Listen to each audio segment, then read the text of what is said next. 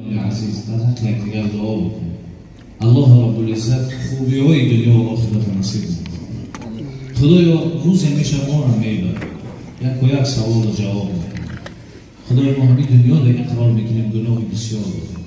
اگر پیش تو بریم امید به رحمت تو و شفاعت حبیب بکنیم.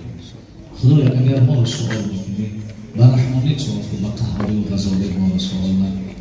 خدای ما را لحظه فراموش نکن. خدای ما را لحظه در اختیار خود ما نماند. اگر ما در اختیار خود ما مونیم ما چیکارهایی را انجام بدیم. پروردگار کلانا را بالای سر ما همچون سایبان سر و جوانان را همچون عصا برای کلامان توفیق محبت و خدمت نصیب بگردان. عاقبت کار بخیر.